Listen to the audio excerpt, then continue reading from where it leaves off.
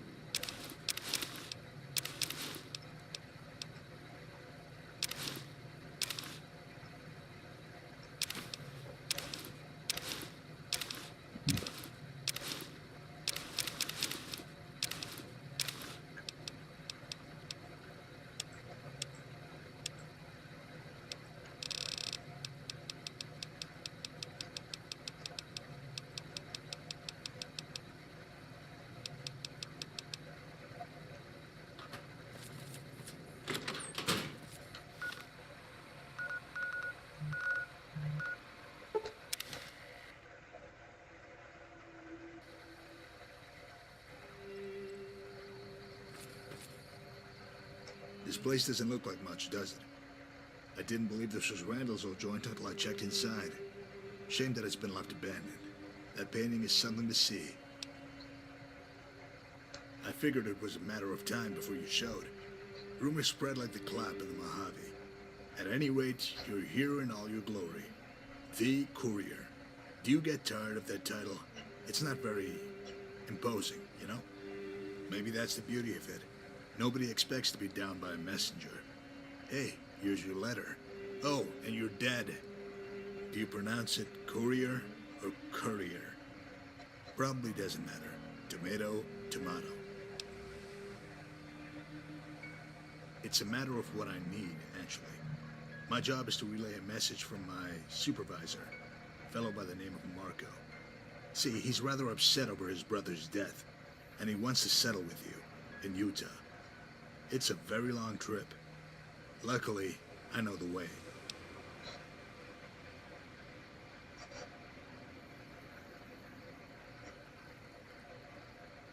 You are tightly wound, you know that?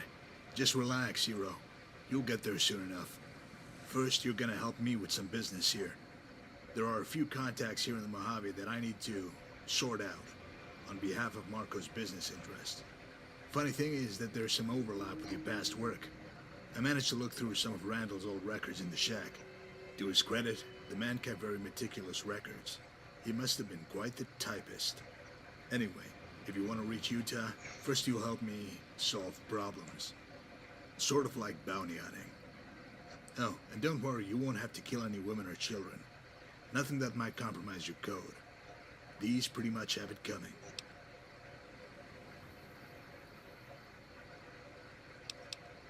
The sort involving scumbags who haven't kicked up to their betters and are a touch defiant. That kind of hubris tends to draw bad karma. That depends. Everybody likes choices in life, so let me varnish my offer so there's an illusion of freedom. You can swallow your pride and help me, which will doubtlessly provide opportunities for enrichment, conversation, and all manner of excitement. Or you can forgo my offer and fecklessly wander the wastes, wondering how you let a chance at Marco slip through your fingers. I'm sure some people would consider them equally valid choices. What a team we'll be. I can't wait. Gotta make a little stop before we meet the first guy. Here's the spot on your map. See you there.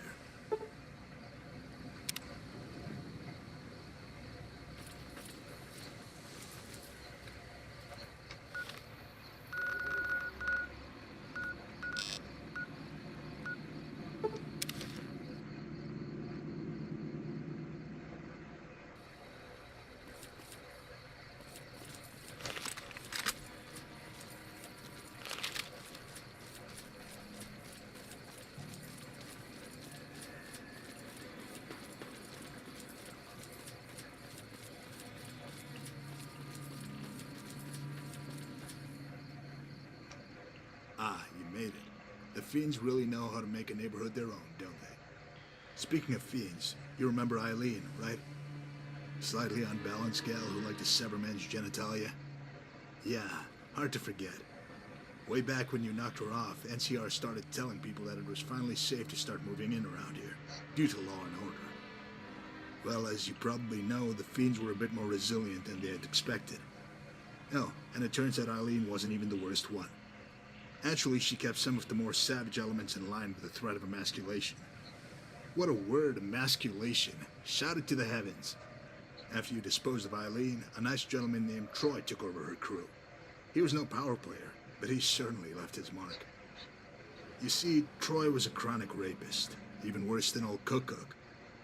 Not long after the Owen family moved in here, Troy paid him a visit. Let's go inside and see his handiwork, shall we?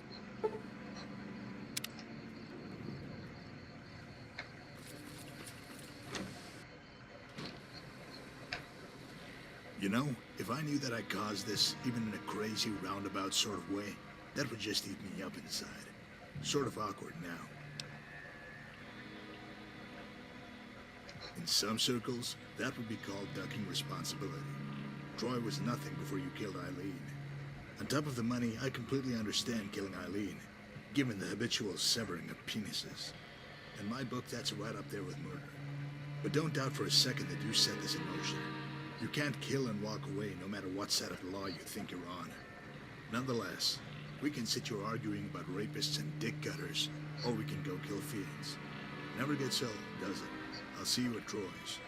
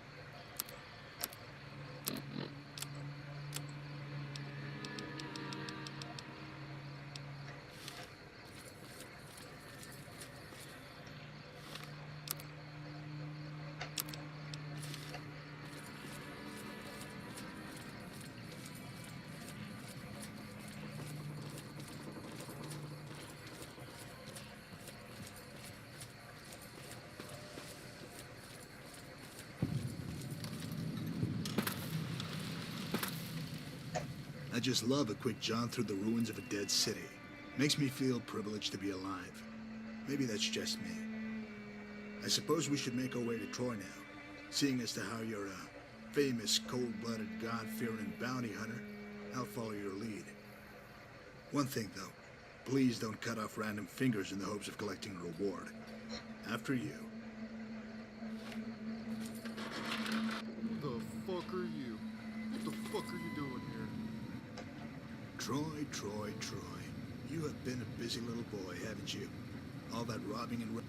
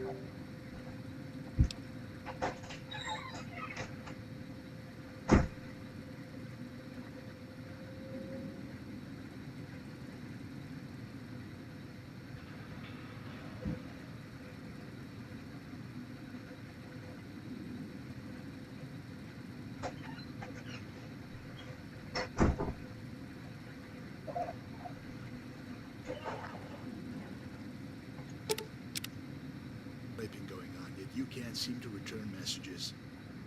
What? Who the fuck? I'm about to light your ass up, cocksucker. You know who I am? I'm gonna smoke you, then fuck you right up the ass. No, you won't, Troy. Do you know who I work for? A gentleman by the name of Marco. He's very unhappy that you ignored his messages. Not good, Troy. Marco? He sent you? Oh, fuck. I didn't mean to ignore him. Shit just got fucked up. I was busy and... Shh, Troy. Calm yourself. No point in making a scene. Keep your dignity intact. You could have avoided this with timely correspondence. Oh, God. He sent you to kill me, didn't he? Please, don't. I'll give you money, girls, anything.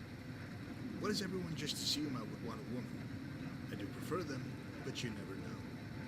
Doesn't matter. Troy, this is a matter of balance. I can't go like this, Mama!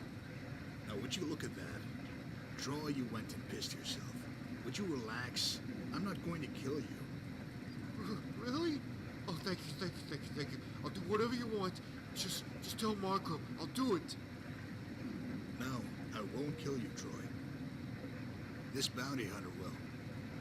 Oh, shit, Mama!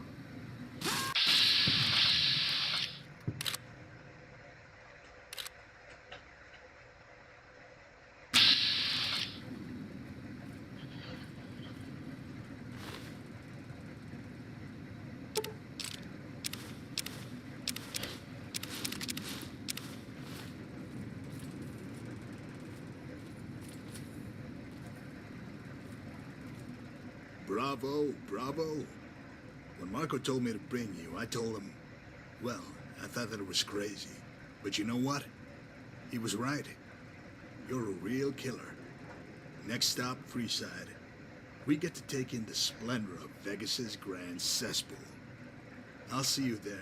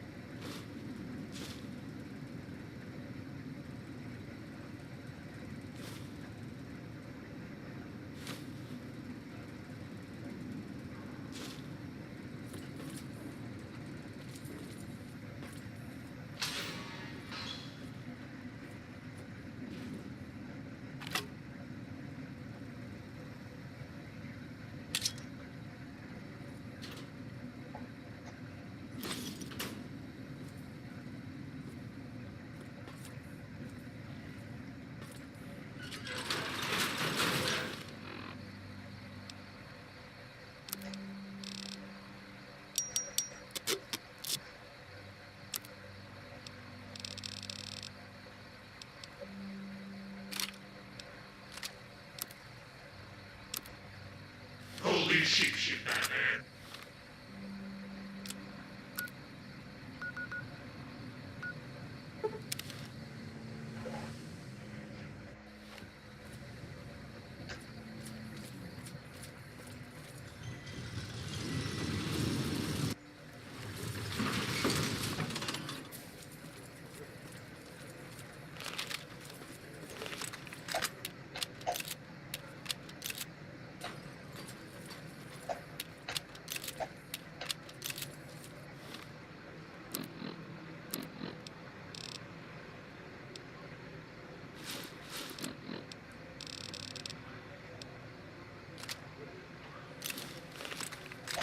Hey,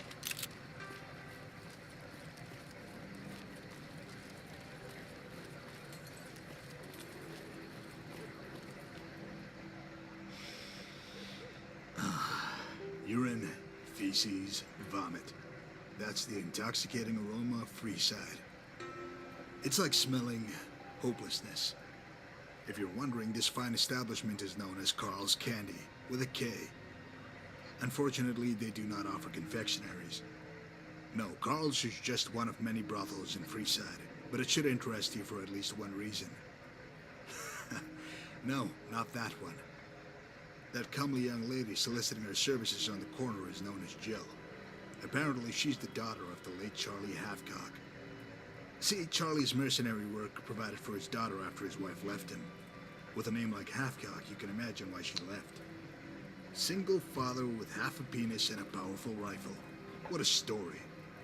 But then, he met you. His kid, orphaned. Though only at the tender age of 16, Jill took it upon herself to make her way in the Mojave. With few marketable skills, Jill was soon forced to rely on her most valuable asset, her body. Carl quickly scooped her up and made her his own. But it doesn't end there, friend. Carl doesn't just pimp out girls. He makes them utterly dependent through chem abuse. Pretty soon, Jill was strung out on Jet and completely broke. She became de facto property of Carl. Coincidentally, I have to deliver some news to Carl so we can kill two perverts with one stone. You better lead the way, though. My rugged looks are simply magnetic to females, and I don't want to be swarmed by hussies.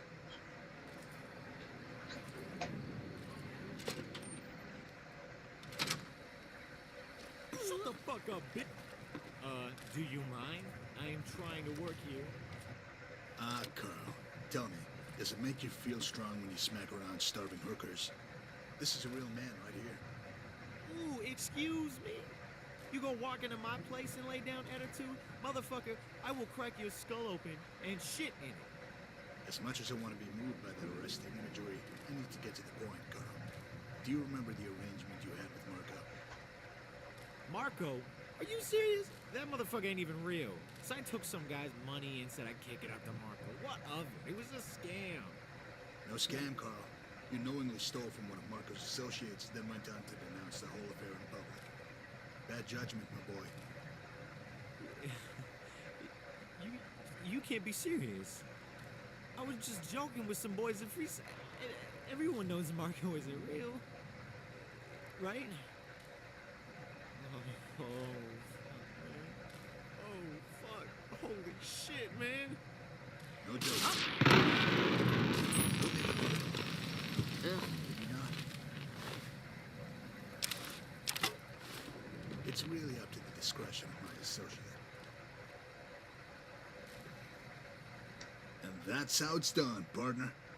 You showed patience, but didn't hesitate when it was time to act. Well done. Just one more stop, and then we can begin the great trek. There's a little homestead I want you to see first, though. Here's the spot on your map.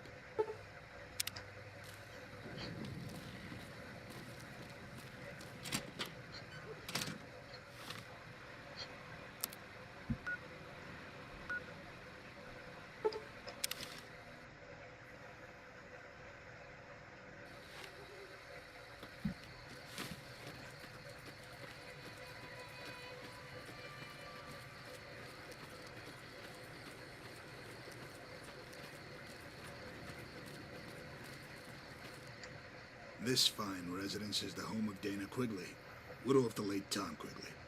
You remember him, right? Though an inveterate womanizer and a madman, Ranger Quigley still sent proceeds from his caravan robberies to his family.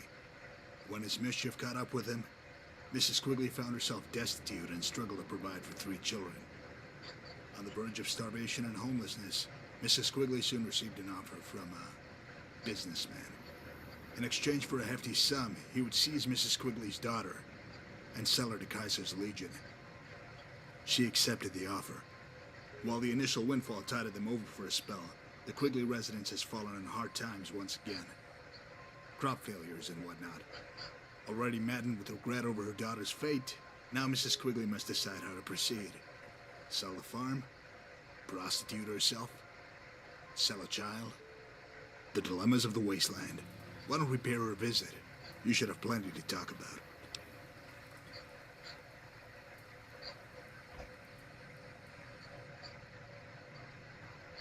That's the spirit. Help the hapless damsel who pawned her only daughter off to be the plaything of sadistic barbarians. Fantastico.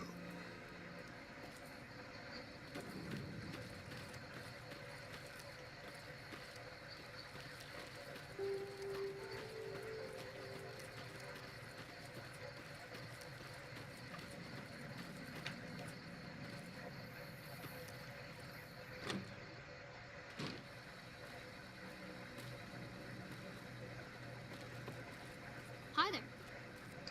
Can I help you? Unless you got a golden goose, there's nothing. Damn fat cats in town are about to push me off my land.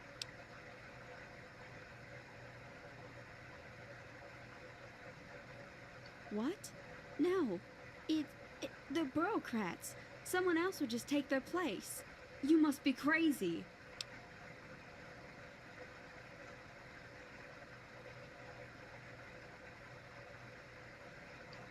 I don't know what to say. Wait, did the hostlers put you up to this? You don't look rich. How did you get that kind of cash? Is this a con?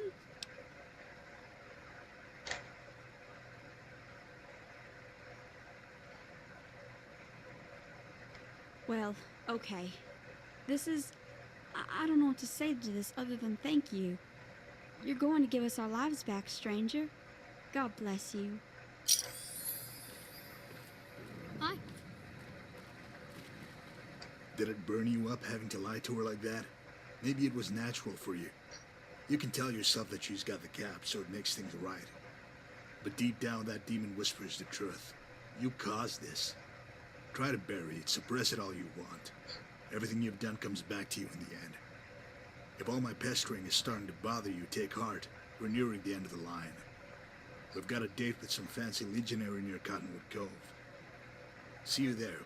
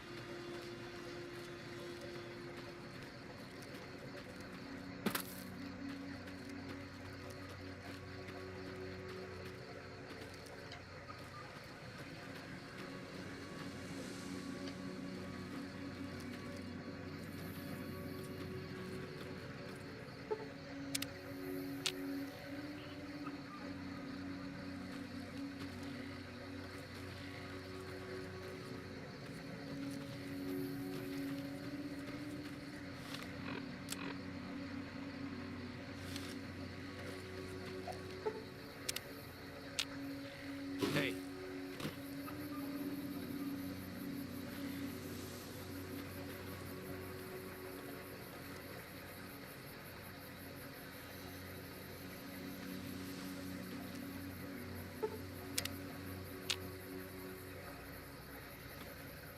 Hello?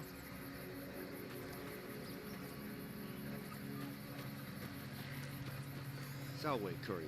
I'm Quintus Fabius, Quaestor of Caesar's Legion. Pardon the intrusion, but we have an urgent matter to discuss. You have something that belongs to Caesar, a sizable shipment of his gold. Normally, you would already be dead, but as you were merely a scavenger and not the perpetrator of theft, I'm willing to let you live. However, you must hand over the gold in its entirety, right now.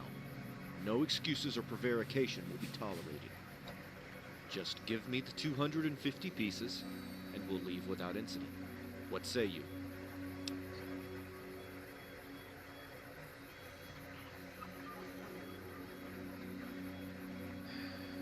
Then I must go there. It seems this journey will never end. Caesar smiles on your probity, courier. Here is a token of my gratitude. Hello? Morning. Hello?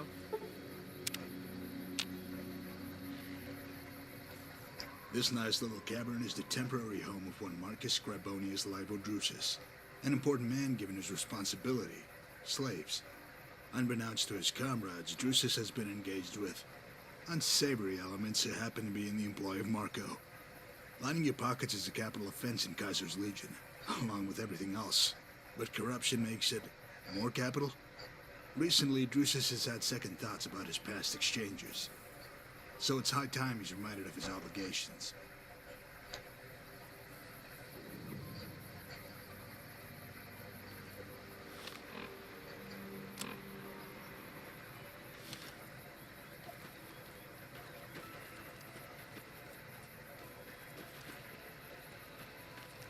What is it?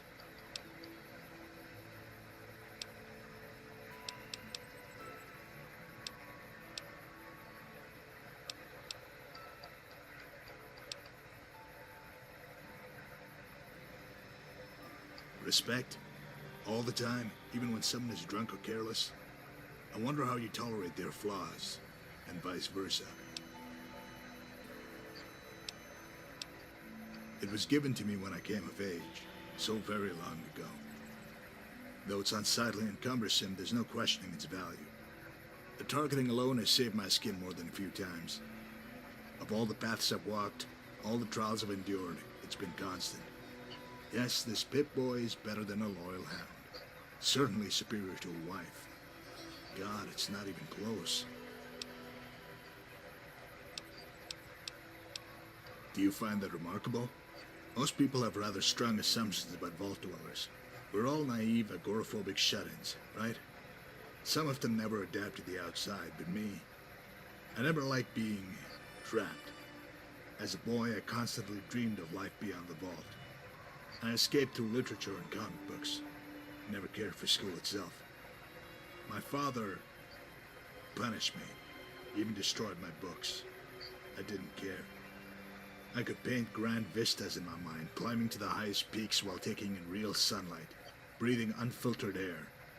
My father hated his lot in the vault, working maintenance. He hated even more that I was content to spend my time withdrawn from his world. He drank a lot, beat me and my brother when things boiled over. Overseer was a real traditional type. Didn't want to interfere, so nothing changed. Dad had plans for me. Maintenance and repair in the vault, an auspicious occupation. I probably would have killed myself if I'd stayed in that vault. When I was 13, the water chip gave out, so we had to make contact with the outside. I wanted to leave with a scouting expedition. Dad said no. I planned on sneaking out with my kid brother. Couldn't leave him with Dad. I got caught, and the old man pummeled me unconscious. I ended up in the infirmary. Dad wound up in his cell. Didn't last, though. Overseer released him the next day. He had critical skills. You see, I found that life is a series of epiphanies.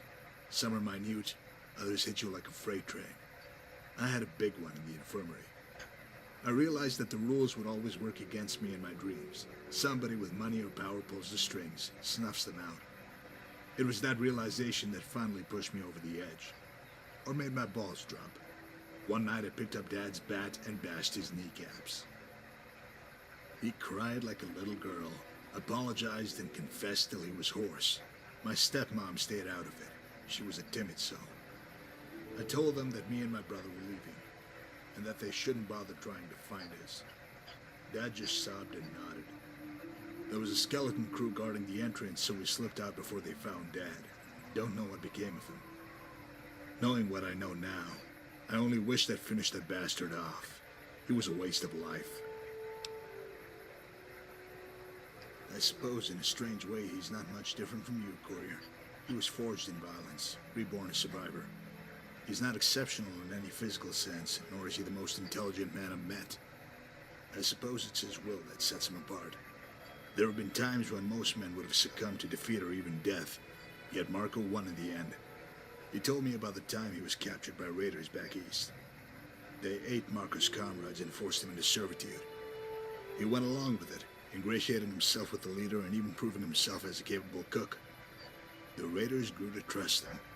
He was eventually offered the chance to join their ranks, on the condition that he prove his ability to kill without hesitation. While he had certainly killed before, this was different. He was ordered to slaughter the family of a random farmer, a fellow by the name of Randall. Given your history with Randall, I have no doubt he's told you what transpired. Marco killed them all in front of Randall in gruesome fashion. The slavers' leader was so impressed that he made Marco his right-hand man. Marco soon exceeded all expectations as a raider. It seemed as if Marco had assimilated into this new lifestyle with no regrets or grudges, for a time. Then, they ran into a rival group of raiders. On the eve of their battle, Marco sedated the leader and carried him to the rival encampment.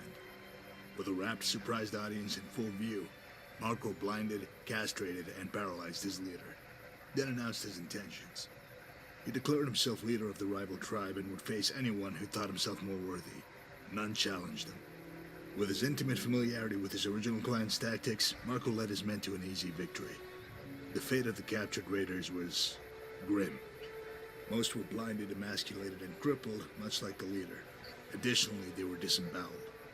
For days, Marco allowed his dogs to feed on the entrails of the dying men, taking care to ensure their survival long enough to extend the agony. They all died eventually, except the leader. He had a much worse fate. They say Marco carted him about for years, caged like an animal. He was a living reminder that crossing Marco could bring a fate far worse than death. No one ever questioned him. Marco always said, man is the measure of all things. In this world, you make your own law for yourself and those closest to you. Talking about right and wrong is delusional and self-indulgent. If you had traveled and seen what I have, you'd appreciate the truth in this. Seen towns where they ate people but wouldn't let the women out in public for fear of immorality. Other places, they killed kids for stealing food. Deep down, everybody has an idea about what's right. Sleeping with another man's wife? It's okay, she's unhappy. How about robbery? Oh, they're rich. Marco taught me to look within, trust my own instincts, and most importantly, to do what it takes to stay alive. He always looked after his people. So to answer your question, I don't feel guilty. There ain't no heaven or hell, just this rock. And I'll get mine while I'm here.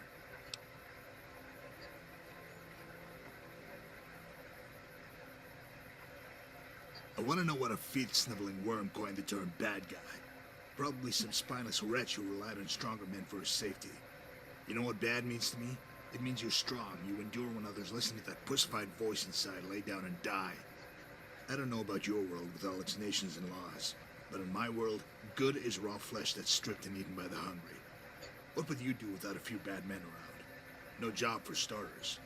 You're only as good as the man across from you. It's what builds you. You've smoked a few lowlifes and now you're supposed to be special? You're just another meatbag with an expiration date. The hubris of it, to call me bad. There will come a time when you'll wish you had more bad in you, because good lets you down in the end.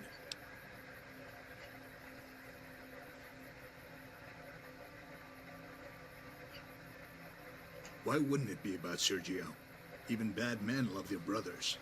You might say their mutual interests made them closer. You're not completely off base, though. Before Sergio was killed, Marco had already heard some of the stories coming out of the Mojave. People talked about some courier who was all but unstoppable. A veritable force of nature by all accounts. That didn't sit well with Marco. I guess on some level he wants to prove that you're no better than the rest of us mere mortals. Or at least not better than him. You've been riding high since you ducked the Reaper. Maybe too high. If you aren't careful, you'll get a nasty lesson in mortality soon enough.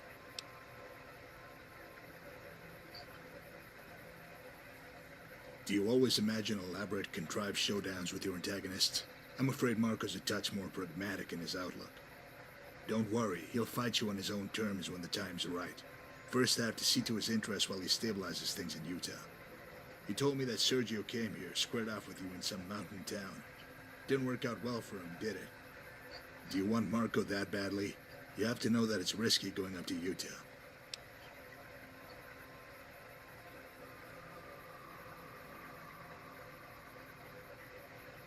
To your credit, you are adaptable. Some things can't be accounted for, though. When you taste Marco's vengeance, it will cut you off at the knees. You ever seen a cripple win a wrestling match? I mean, I've seen some midgets put up a mean fight with arm bars and whatnot, but never a gimp.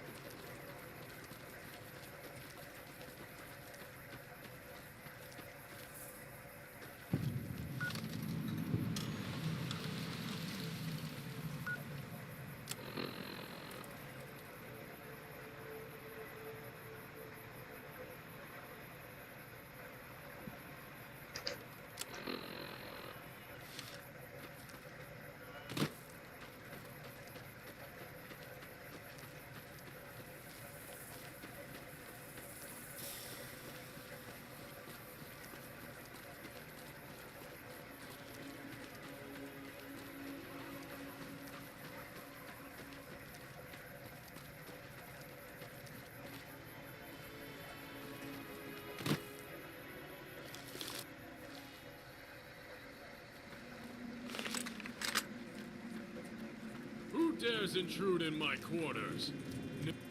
Not a polite reception, I must say. Is the hammer necessary? I think you're making my friend nervous.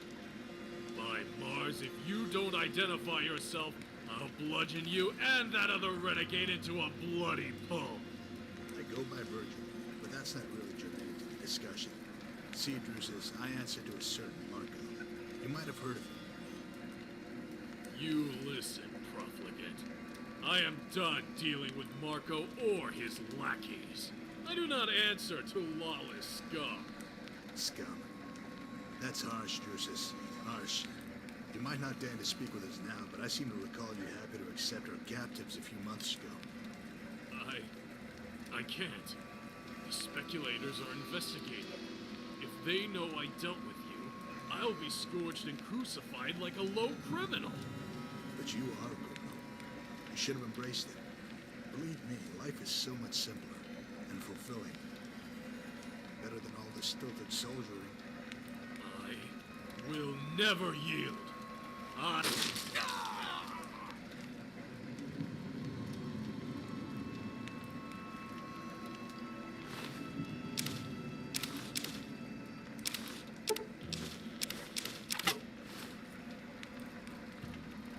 Requiescat in pace, Drusus.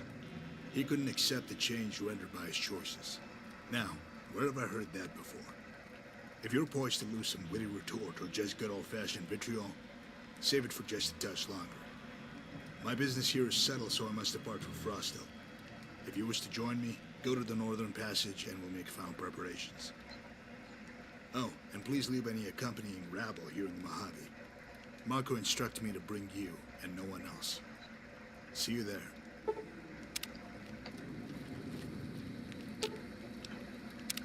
Hey, I want...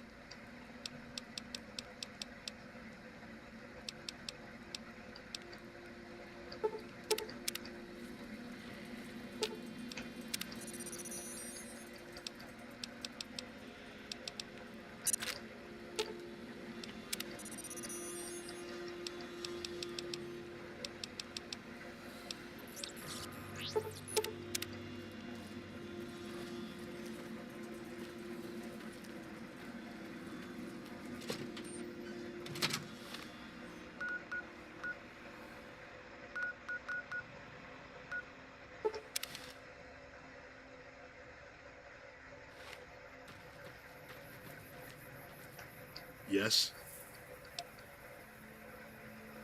Only 250 miles to go. Let's get started.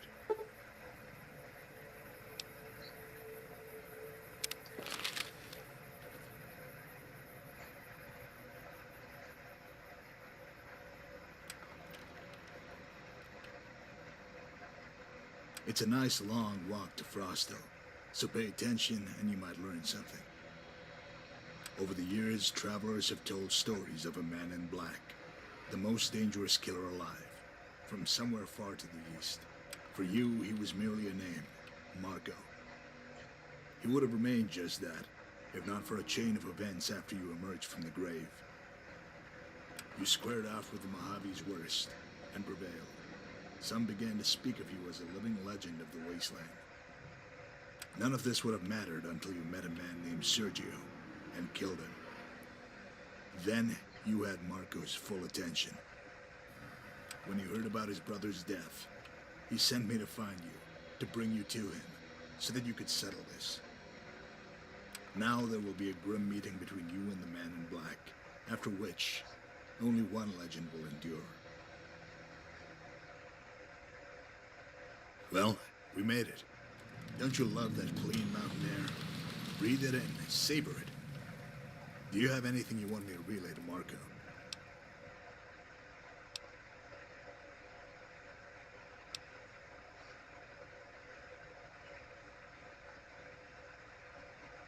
Nice. Is that an old pre-war Remington? If you're going to get killed by something, that would be a good choice. Take care, courier.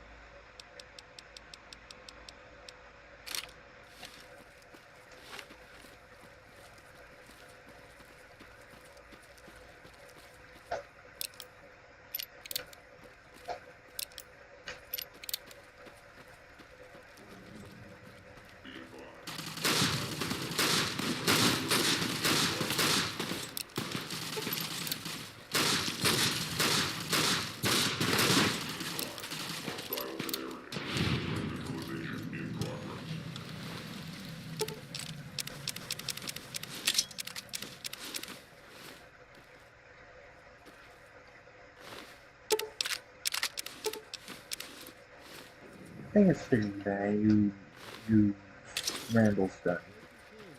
You okay? Hey, stranger?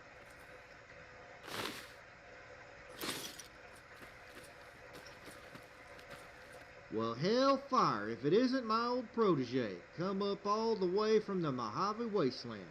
You are a sight for sore eyes, old friend. How the hell are you? Took your sweet-ass time getting here, if I may say so.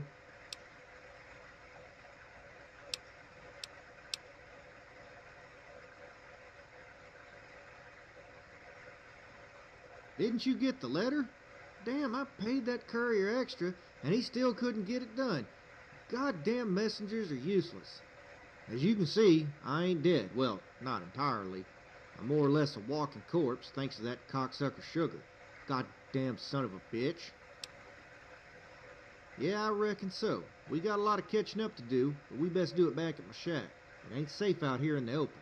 Here's a spot on your map. It ain't much, but there's shelter and some warm beds. Stop by and I'll catch up on everything. Be careful now.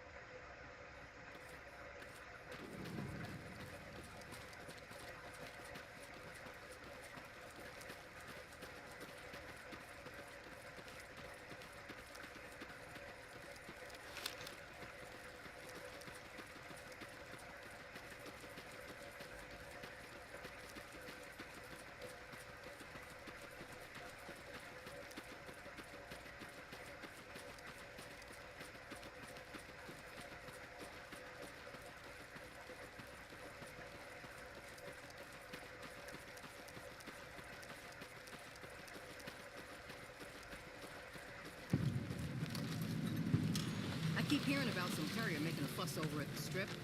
He must have delivered more than just mail.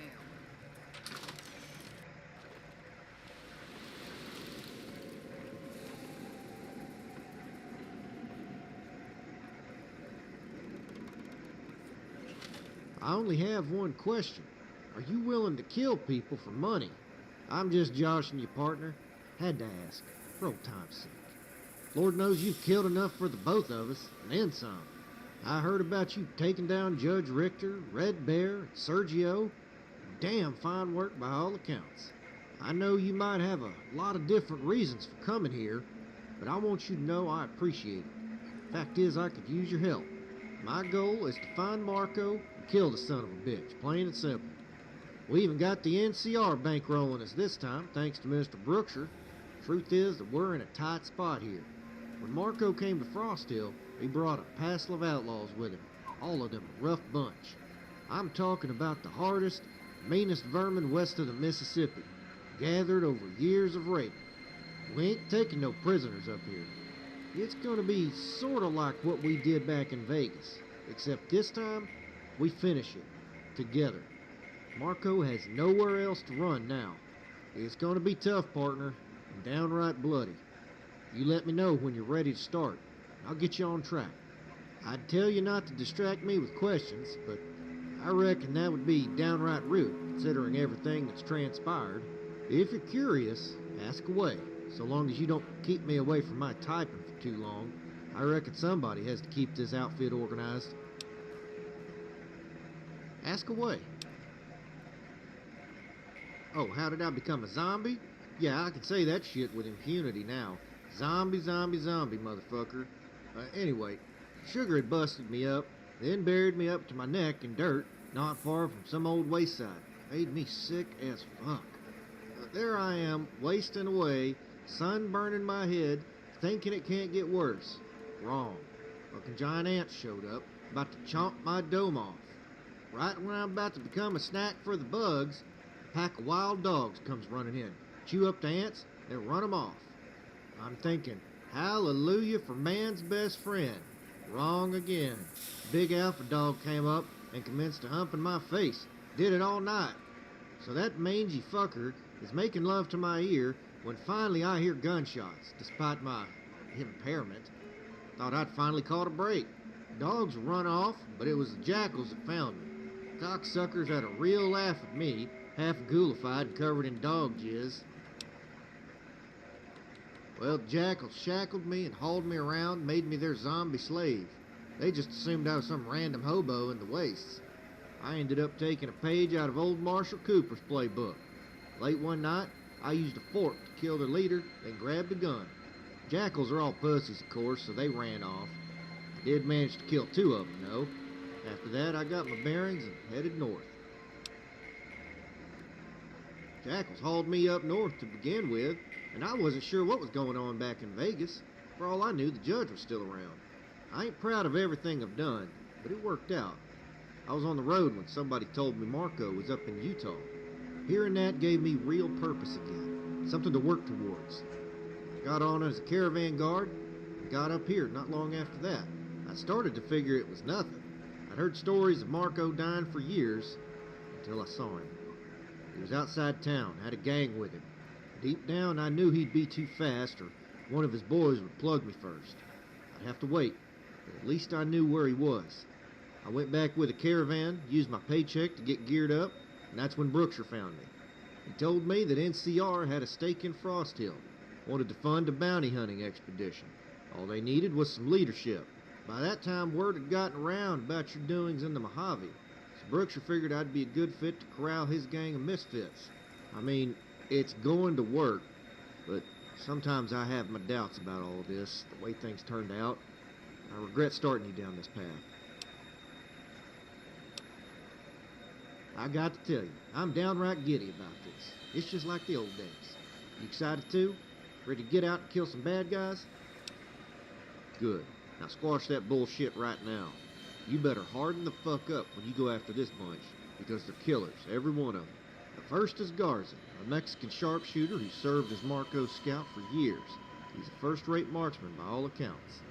Word is that he's in Buxton Mine, where he's holed up with a trio of hussies, the Amantes or whatever. I can't speak that shit. It's a crazy man with 3 bloodthirsty bitches. Enough said. Any questions? Garza is reportedly something of a ladies' man, so much so that he always has a stable of sluts on hand, no matter the circumstances.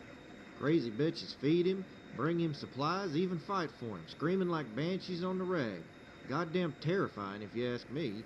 Then again, maybe Garza is smarter than all of us.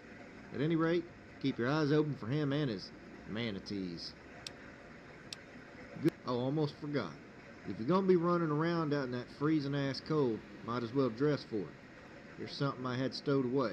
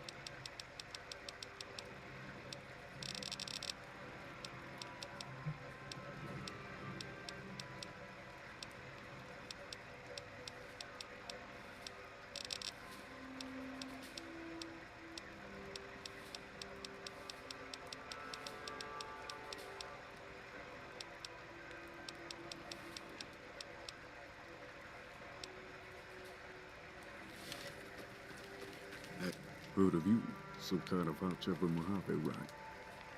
Well, let me set things straight. I'm the fucking alpha dog here.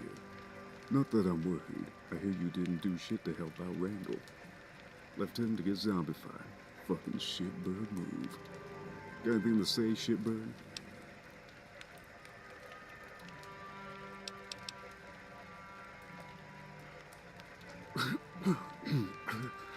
Fuck, okay, goddamn psycho. Didn't mean anything by it. Christ.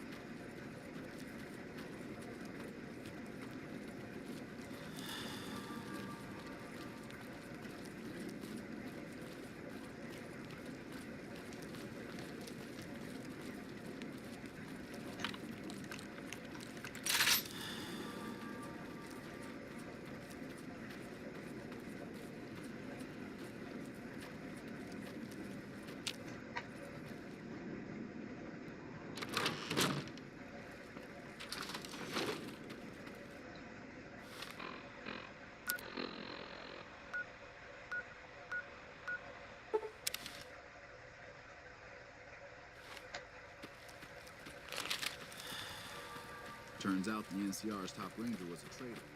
The Legion can turn him in.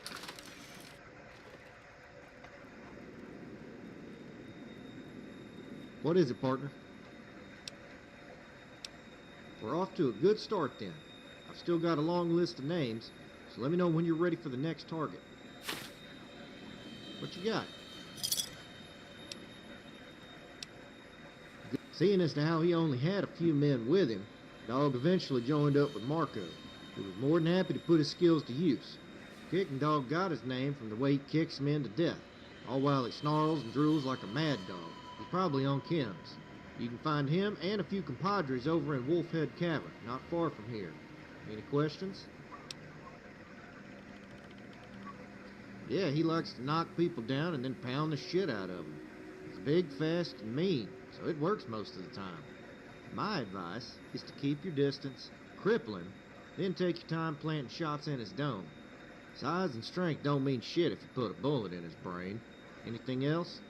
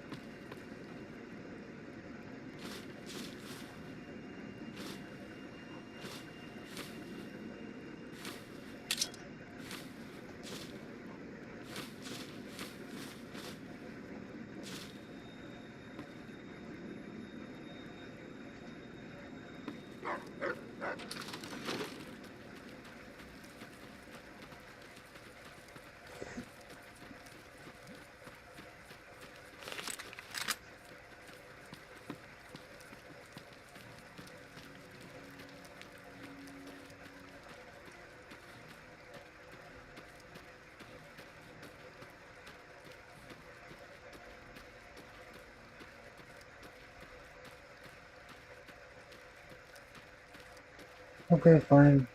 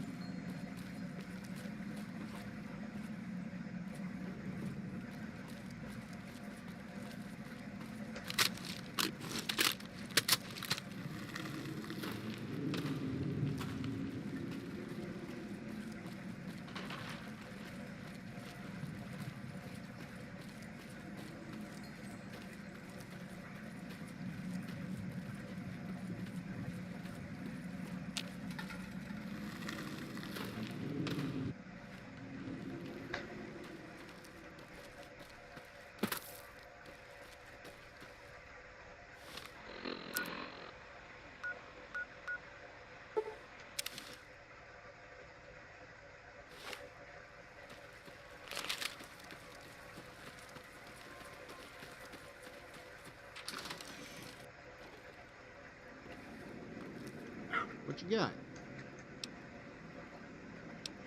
I suppose he kicked his last then. What is it, partner? This time you're going after Squirrely Bill Blazes, big mouth cowboy who heads a gang of rowdies called the Vaqueros. In addition to being a full-time bandit, he claims to have the most magnificent mustache in the territory. In my experience, only civil servants and pedophiles wear mustaches with pride. He's definitely not the former, so that narrows it down. Old Bill recently set himself up at the town saloon, and he's now in the midst of a gambling bender. He also brought a few ruffians with him. A bounty is a bounty, but this one ain't so simple. We already have a touchy relationship with the town, so I don't want to make things worse. You can't just slip in and chop his head off or snipe him. It needs to at least look like self-defense, otherwise the townsfolk get all pissy. I've no doubt you can find some way to offend the fella. Once he draws on you, it's fair game. If you pull it off, I'll throw in a bonus. Word has it that he's particularly touchy about the mustache, so there's a start. Any questions? If it were me, I'd bash his testicles with the butt of my pistol, but that's probably a bit overt. Oh, I almost forgot. He is supposed to be sweet on that yellow-haired whore, Lori. He likes to keep a monopoly on her when he's in town. I imagine it would be disconcerting if you were to partake of the young lady, particularly in earshot of Mr. Blasius. Any other questions? He's better than most, but he's mainly just crazy. Unpredictable is probably a better description. That's how he got his name. It's hard to read. He's like a lot of these hotshot banditos. Everything is wrapped up in that revolver at his side. Disarm him or wound him, and he's helpless. Any other questions? Oh.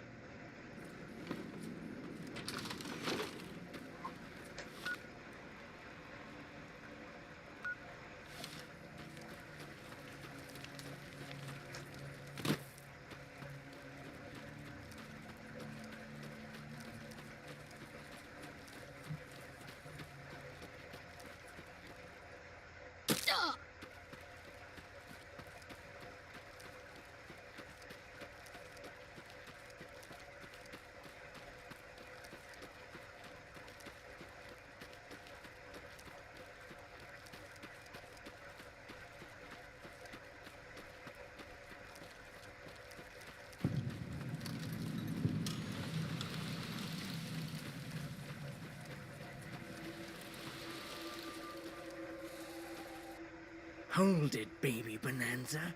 It's me, Cunty McLean.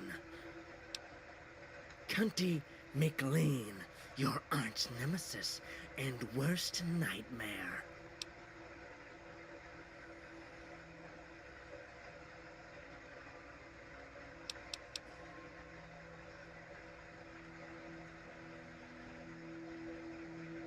Really? You don't remember? My cousin, Donald, came out to the wasteland to make a name for himself. He got caught up in some fiend group and ended up getting recruited. You murdered him. You murdered him and you don't even remember.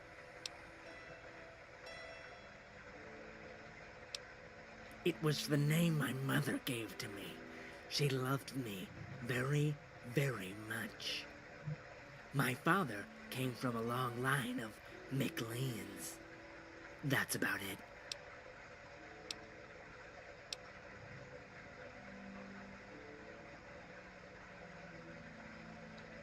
He had the smile of a child and the mouth of a smaller child. It would have been obvious if you hadn't blown his fucking head off.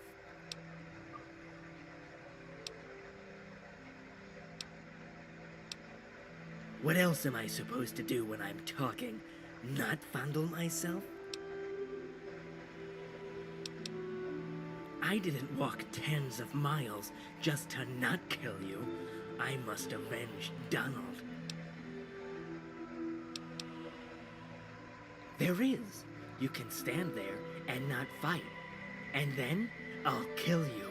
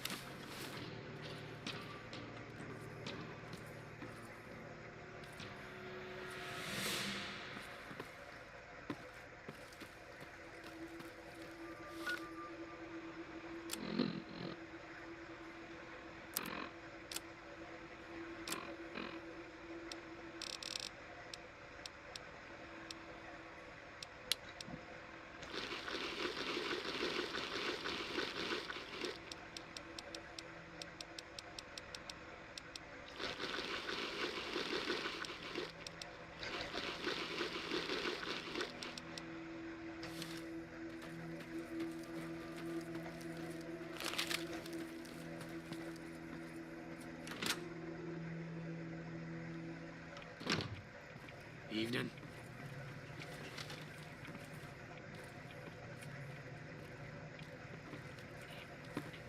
What are you doing around?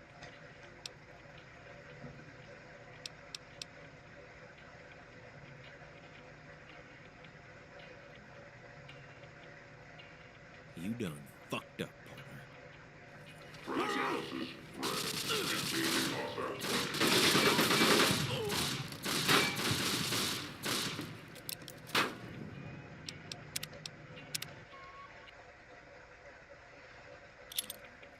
Evening.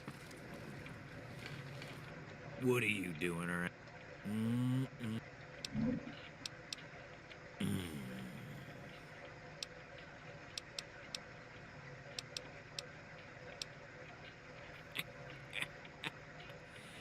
Oh, well, ain't you original? No, partner.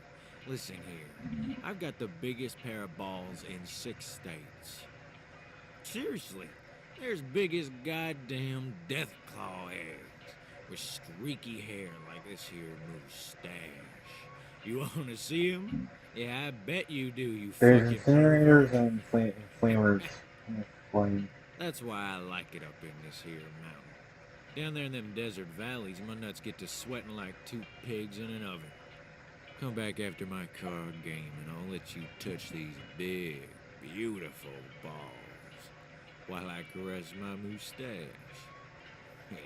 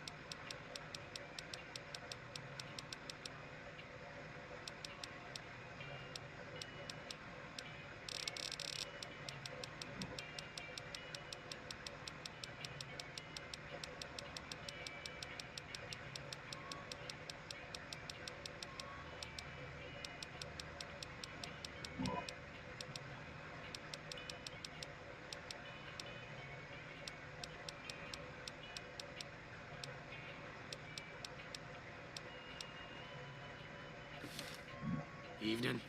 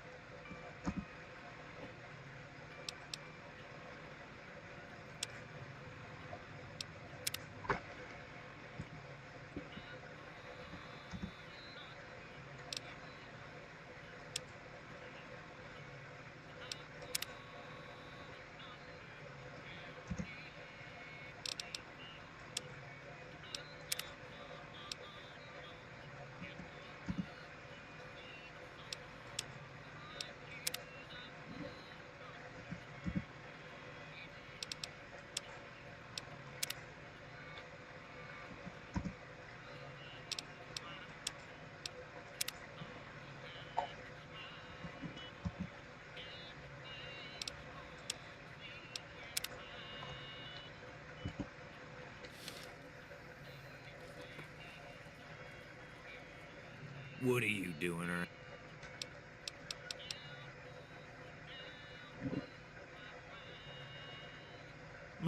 My mustache!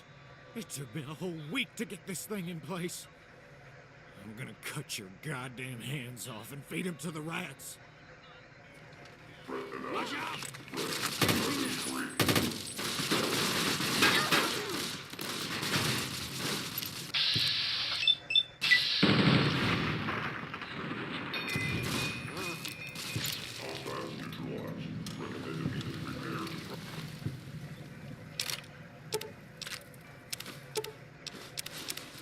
Primary systems to ensure continued operation.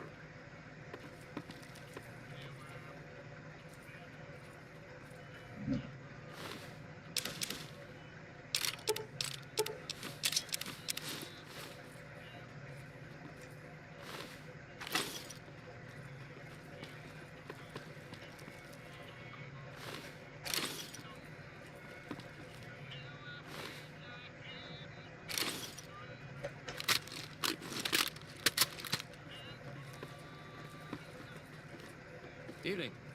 Welcome to fucking Frosted.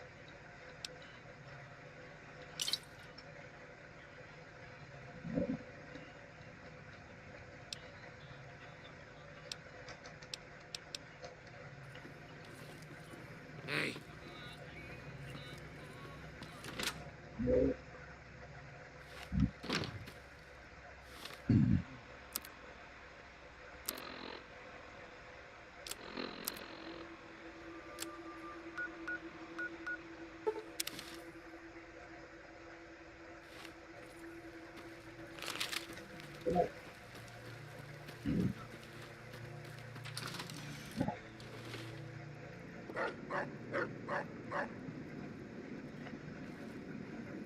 What you got?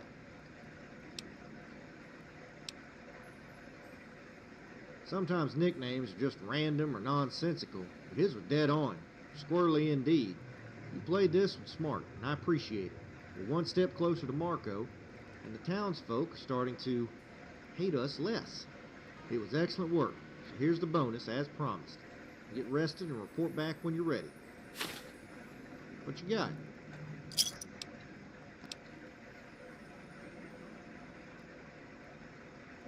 I got into this business because of revenge. Do you know what revenge is? It's a special kind of hatred that burns in your soul. It can motivate you, it can keep you alive, and it can poison you. When I gave you that pistol, I put that weight on you, and that ain't right. To know that I put you in a place, in a lifestyle, to have you looking over your shoulder your whole life, it hurts.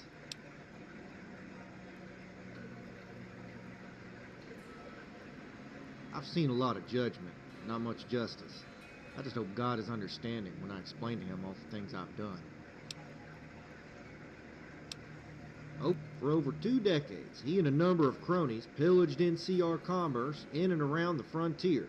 It was only recently that he teamed up with Marco. Nobody's quite sure why he got in bed with Marco, but he did. That gets him on our list. A source indicates that he's alone in a shack outside town. He might not be surrounded by a gang, but don't underestimate Doolin. He's rumored to be quick and steady. Dangerous combination. Any questions? Nobody runs with Marco unless they're a bad customer. Doolin wasn't just a robber. He killed at least one sheriff in cold blood. Besides, Brookshire is adamant about this one. NCR doesn't forgive or forget.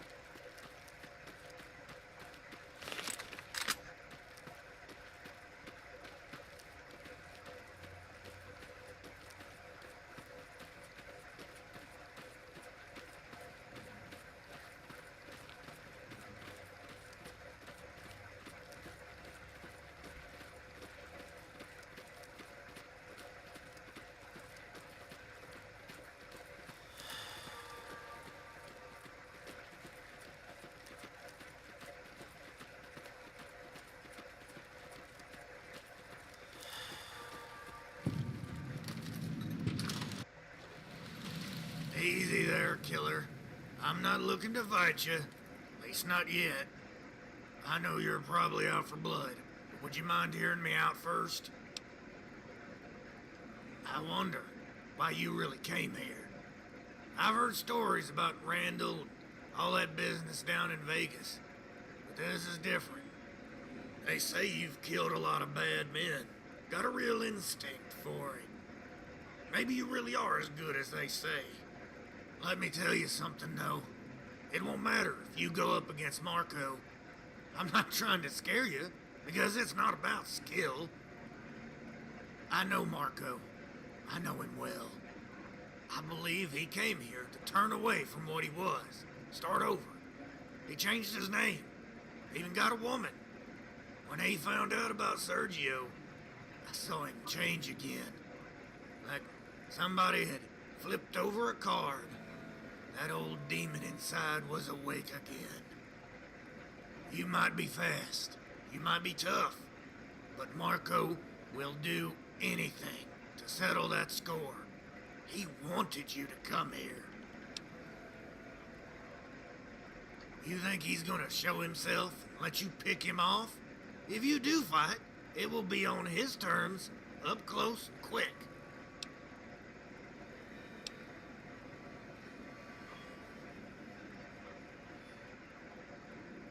If you're gonna speak in degrees of bad, there's Marco, and then there's everybody else. Those men you mentioned feared Marco for a reason. See, he doesn't live to outshoot folks or even kill people. He revels in domination. He believes he's special, more so than anyone. Going after you is probably as much about revenge for Sergio as it is to preserve the myth around him. He loves to be feared more than anything. All the others, I bet they never did that to you. Gave you real pause. You just went after him like a hunter, and it worked. Marco will use that instinct against you. I don't know how or when, but he'll find a way. I just wish you wouldn't give him the opportunity. I grew up on the frontier. My parents were NCR settlers. Farming never suited me, though. As a young man, I just wanted to feel alive, not like dying a little every day. That's what farming was to me, a slow death. I ran away at 15, joined the gang. I learned the trade soon enough, took to robbing caravans, but it was never about the money. I enjoyed the chase, leading men into the fray, staying ahead of the law. Only the Rangers ever got close to me, though. Last few years, it got harder, though. We'd been boxed in by NCR, Legion, and Hades, and they all wanted me dead. When Marco showed up, he offered to get me set up in Frost Hill in exchange for a share of my earnings and unwavering loyalty. See, Frost Hill is a haven for old bandits like me. It's where we come to escape and settle down, free from the government and savages out there. Ironically, now that I'm getting older, I find myself missing that old farm more and more. I do wonder what became of it sometimes. I had hoped to ease out of this racket, maybe start selling tobacco. Man will always pay good money for a smoke. I soon realized that Marco had other plans for me and for this town. I don't know exactly what, but things will never be the same up here. NCR always wanted my head for the money I stole. They didn't care much about that sheriff and the 2 deputies I shot, just the money. So you gonna gun me down like the rest and saw off my finger?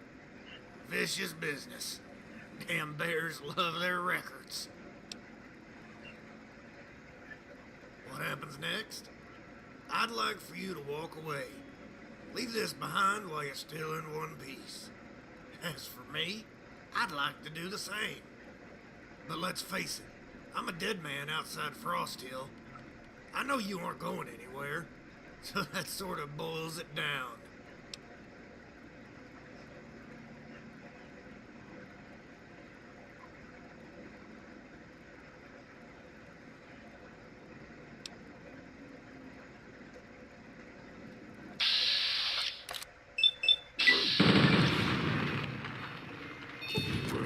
Weapons free.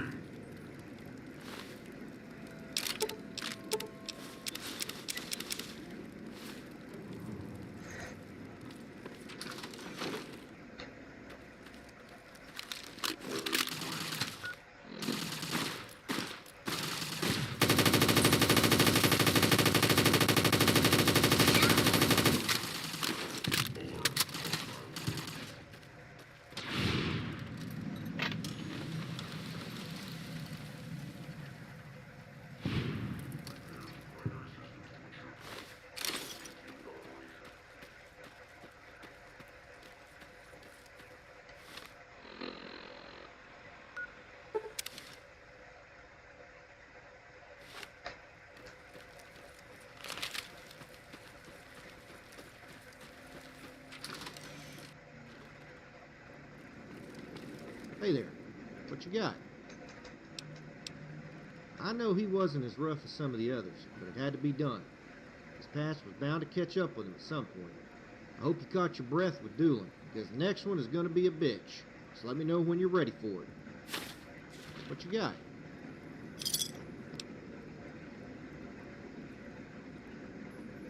Plenty will steer clear, to be certain.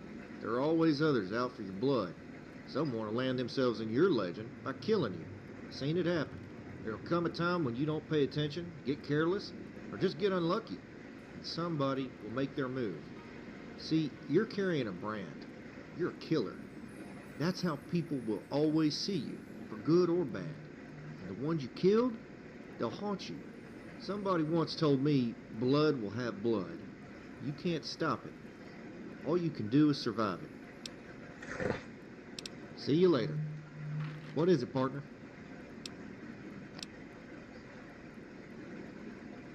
Been a long time since I've seen home. My real home. Hot and humid doesn't sound so bad when you're freezing your nuts off. Hell of a long trip back to Mississippi, but I reckon that's where I'll go. I've missed it, even with all the hurt that comes with thinking of it. Fact is that I'm tired. Tired of fighting. Tired of knowing that I'm alive and my family is dead. I wish I died with them, truly. If I can make it back there, I know what I'm gonna do. Yeah, I forget sometimes. You get in the habit of detaching yourself from other people in this business so you don't feel too much. I'm just talking out of my ass anyway. Let's get back to work. For years, Marco has kept a badass super mutant in his entourage. Supposedly goes by the name of Porter. He's a veritable monster by all accounts. My source says that Porter is little better than a slave to Marco, but he's completely devoted. No telling what makes that thing tick. Anyway, he's supposed to be hidden away in that old pre-war base inside a nearby mountain. On top of the mutant, Marco keeps supplies in there. You might be thinking, this is my lucky day. But think again. Marco and his boys keep that place booby-trapped to high hell. Once the mutant is gone, it'll be one less reason for Frost Hill to support Marco. Any questions? He's the literal muscle to complement Marco's guns. Marco often has Porter perform the worst acts, killing children and eat people alive. Nobody's sure how Porter came to run with Marco, but he's utterly loyal. Makes no sense to me. Anyway, he's got to die just the same. Any other questions? He's an absolute master with melee weapons, so you can't let him get close. I mean, he will absolutely shit on your world with just one swing. It's the same with those other dumb fucks trying to karate chop your ass, shoot their knees, then pick them apart once they're crippled. Any other questions? He might be a mutant, but he can still die. It'll just take more bullets is all. Be careful, and I'll see you when you get back.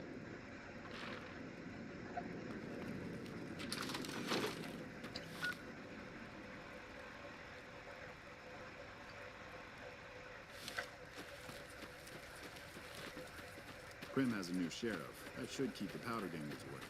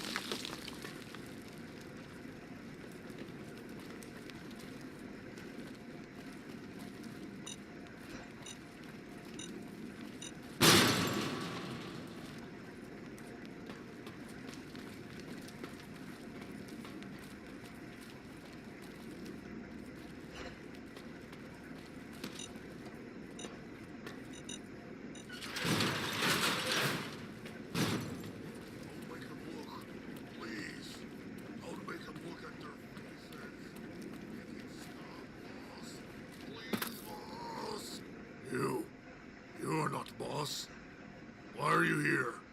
What do you want?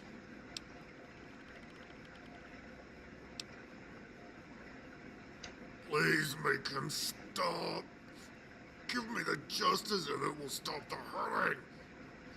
You cannot command me. The boss decides right and wrong.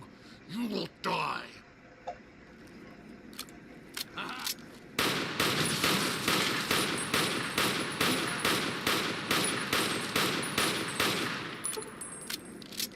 Stop! I feel it again, the pain. Why do you hurt me? Only the boss hurts me. Why?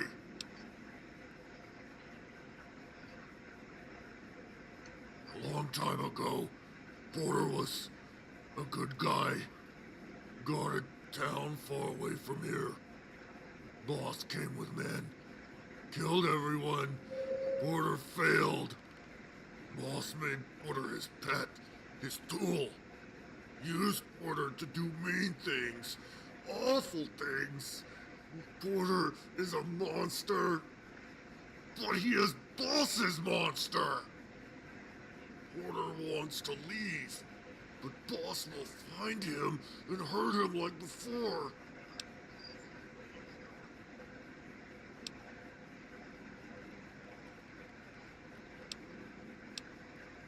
Porter.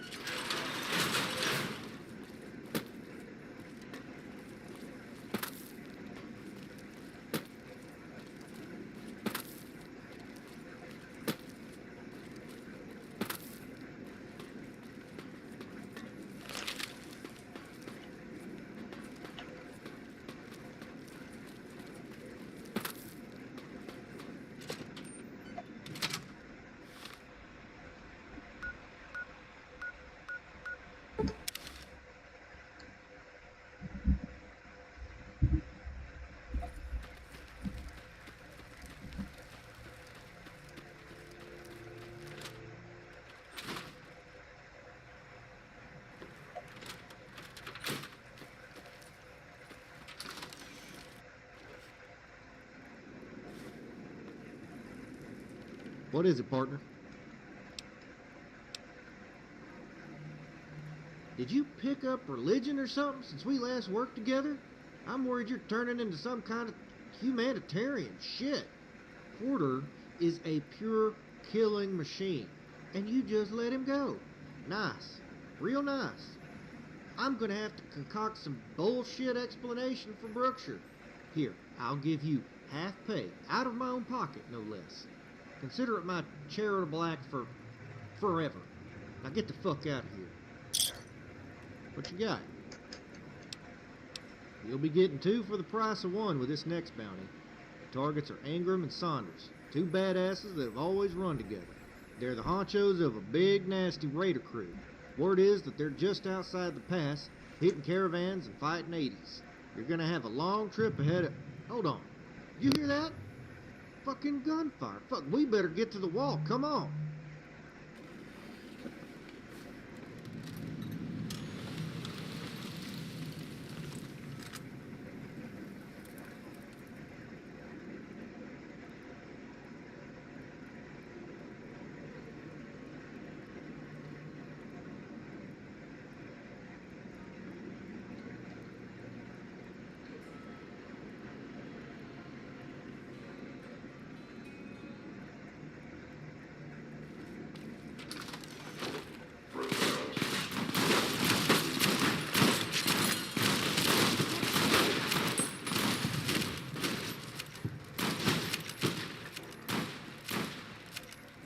Care of that.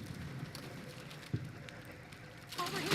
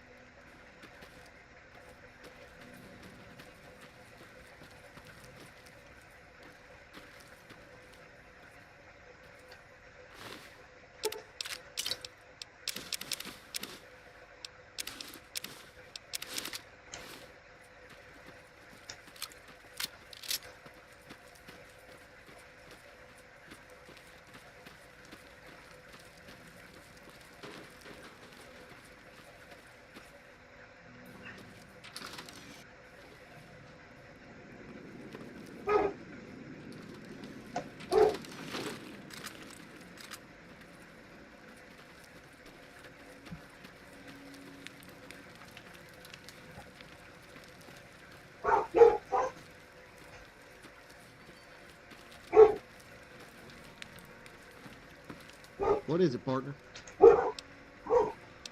Yeah, Ingram and Saunders weren't holding the fuck back. That's for goddamn certain. Shit fire. The bounty came to us this time, but you earned it, and then some. Here's a bonus. Catch your breath and check with me when you want another job.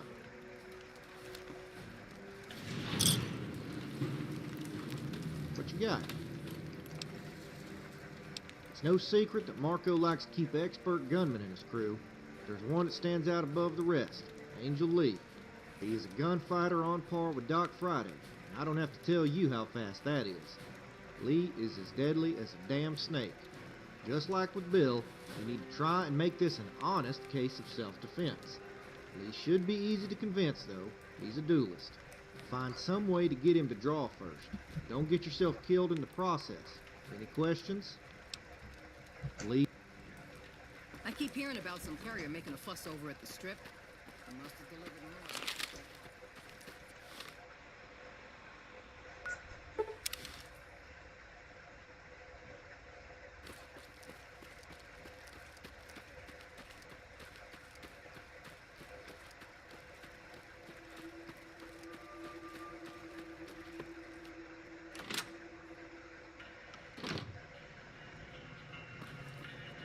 Ah, the great hunter of bounties.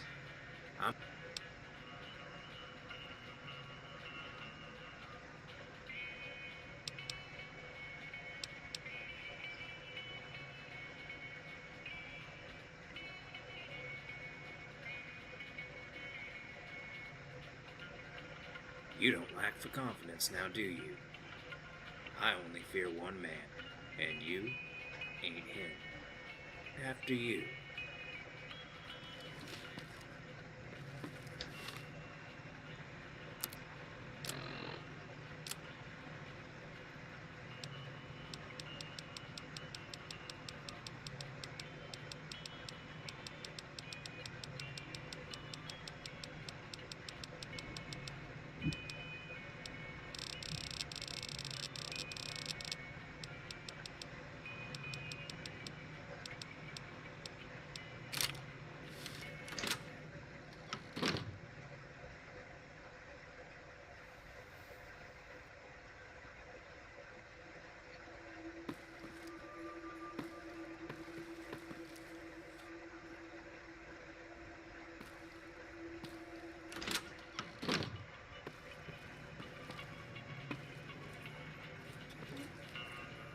Outside, bounty hunter.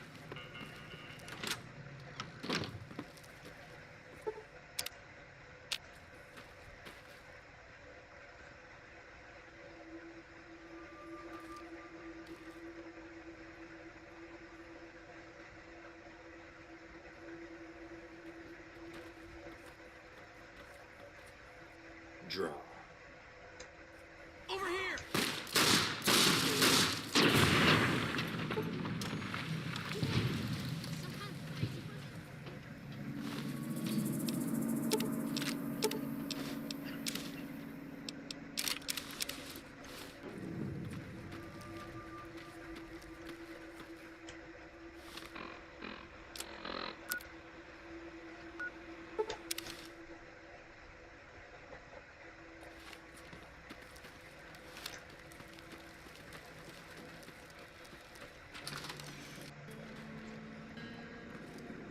What is it, partner? Excellent work. Killed him in the same exact way he gunned down so many others. Fitting. Here's a bonus for doing it right. Come on back when you're ready for the next gig. We're coming down to the last of them, so it's gonna be tough. See you later. What is it, partner? This time you'll be going after Ketchum, who leads the Hole in the Ground gang, or as I like to call him, the Glory Hole gang. Folks say that Ketchum has been with Marco for a long time, probably since he was in the plains. He's got a nasty bunch that run with him. See, the Glory Hole gang does the nasty stuff in places where others won't go, so Marco always has a job or some place to stick him. On top of running a gang, Ketchum is supposed to be a mad scientist type with explosives. He can open safes or rig up nasty traps all the same. Everybody knows that you're gunning for him now, so that means Ketchum will be ready. Probably has all type of shit in place. You best watch your step. I don't feel like collecting your guts from some dirty cave. Any questions? The kind that wrap your testicles around your throat. Seriously, watch for tripwires, bottle cap mines, and even C4 placed nearby. Rumor has it that Ketchum likes to hide bombs underneath corpses so that they're not readily visible. Check any dead critters to be safe. They probably got it dark as fuck, so here's something that might help out. Any other questions? Remember, move steady and keep your eyes open for traps. I'll see you when you get back.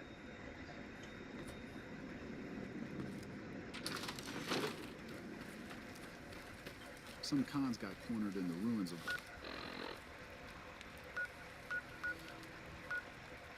Boulder City.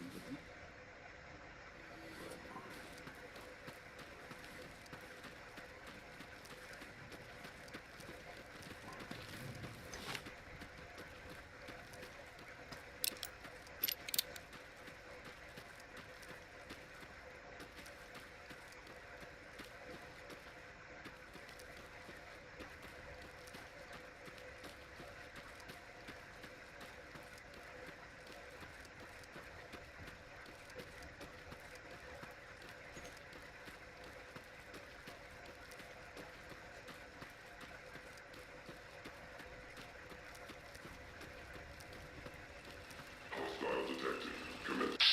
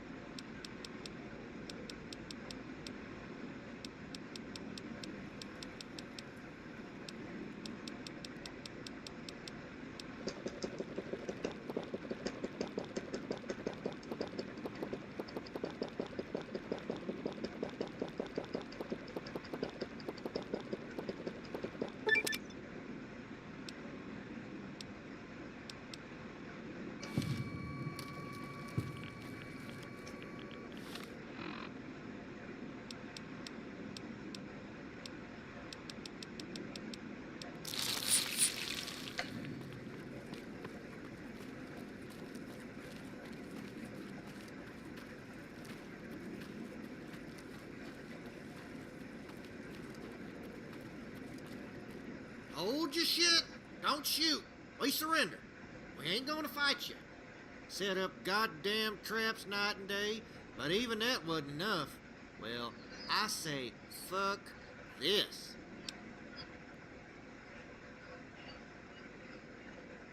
We knew you was coming. We heard about everything you done, all them people you killed. We don't want no part in this no more. It was Ketchum's dumb idea to pack C4 on Annie and send her to blow you up. I ain't never seen no dumber plan than that shit. Ketchum can stick with Marco if he wants, but as for me and the boys, we're walking out of these mountains. Fuck Marco.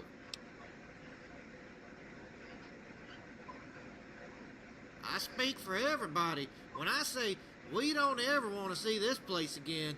Thank you.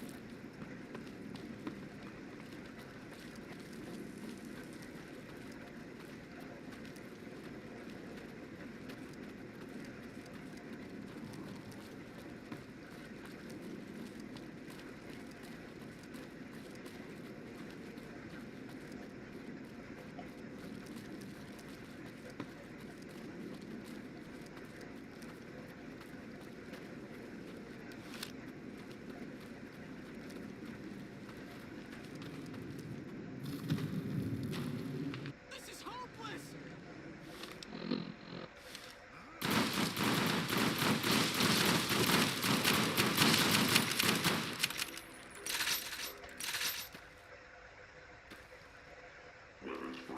Non-combatants are advised to stand clear.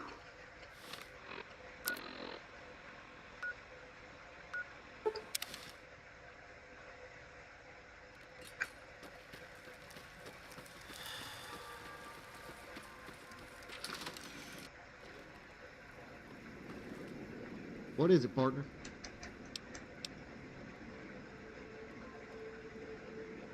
Damn, I figured Ketchum would run before he'd swallow a bullet. They're fucking scared. Starting to fear you more than Marco. He's losing his hold on this place, seeing as to how his men are dropping like flies. We're almost ready to go after him. This last one is going to be rough. Get rested and squared away, and check in with me to get the ball rolling. We're almost there, partner. What is it, partner? This is the last one, and he's the only thing between us and Marco. His name is Glanton, an old scalp hunter who came here to slaughter 80s. Story on him is that he used to kill tribals for the NCR, but over time he got carried away and was sort of disowned by the brass. Before teaming up with Marco, he supposedly exterminated an entire tribe south of Vegas, not far from your neck of the woods. Glanton and Marco certainly seem like an odd pair, but it worked out for both parties. Marco hates 80s, Glanton likes scalping them. Bingo!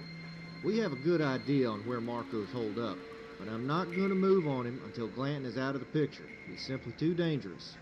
This ain't a ragtag band of shitbirds either. Glanton's crew will fight you tooth and nail, so be ready. The good news is that Glanton still has one hell of a bounty on his head. It's 10,000 caps if you bring back his finger. Any questions? The battle-hardened, well-armed type, that's what he has. Most of them are ex-military or old bounty hunters that prefer hunting scalps. It's nasty business. Old Judge Richter used to be in cahoots with Glanton. Thank you again for killing that fat bastard, by the way. Anyway, you best keep an eye out for ambushes and traps of all sorts. Glanton won't go down easy. Anything else?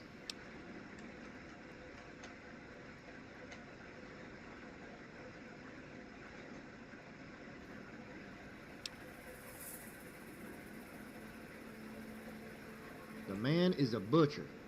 Besides, we're almost there, partner.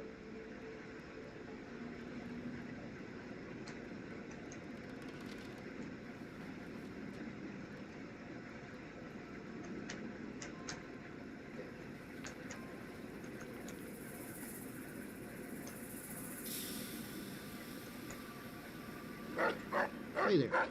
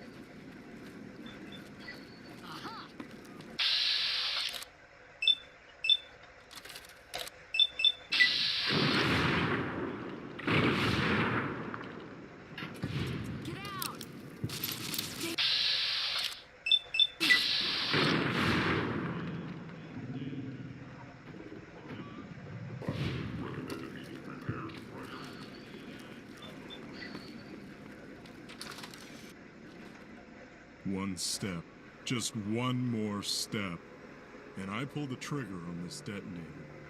There are a half-dozen kids taken from the 80s in the adjacent room. I've wired the room, so don't try anything. Randall sent you, didn't he? He won't stop until he's buried Marco in the dirt. I can respect that, but I'm not Marco. I'm walking out of these mountains, and nobody's stopping me. I'm not going to die up here on behalf of some miscreant like Marco. Let me pass and the kids are yours, safe and sound. Push me, and I'll pull the fucking temple down on both of us.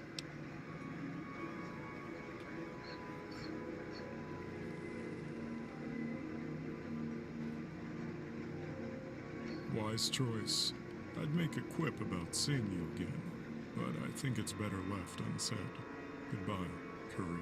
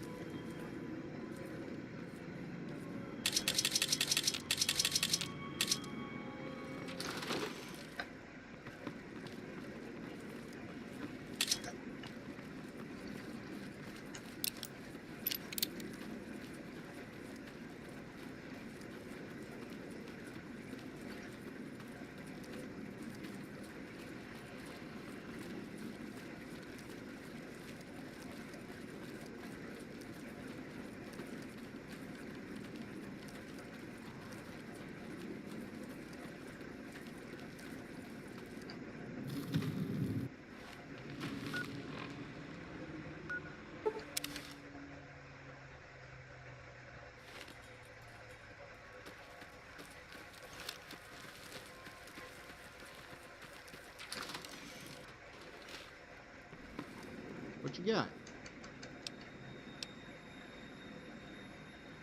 Well, that's a tough one, friend. I hate to let him go, as I know you certainly do. But no bounty is worth the lives of kids. Brookshire won't authorize the bounty, of course, but I can give you a little something for showing a little humanity. You have my thanks for it. Anyway, we'd best put that behind us, because we've got one name left on our list. Marco. I've still got a few preparations to make, so just let me know when you're ready. We'll round up the posse. The readiness is all, my friend. What you got? Brookshire's got the intel. Go see him for the details. I'll get the rest of our posse formed up. It's time to finish this.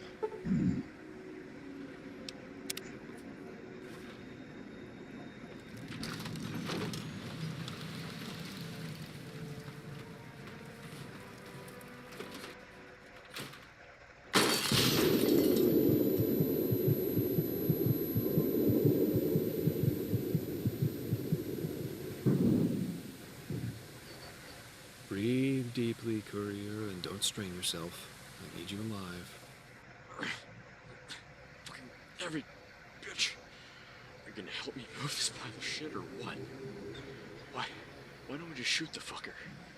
Brookshire said not to touch this one on Randall. It's part of the deal. Fuck up, we don't get paid. Why the fuck are we hauling them to town? When are we getting paid? Relax, Brookshire said we'll get paid once business in town is settled. Here's the Brahma. Let's load 'em up. Careful, one of them's coming around. Keep that hood on. Here, you should take care of him.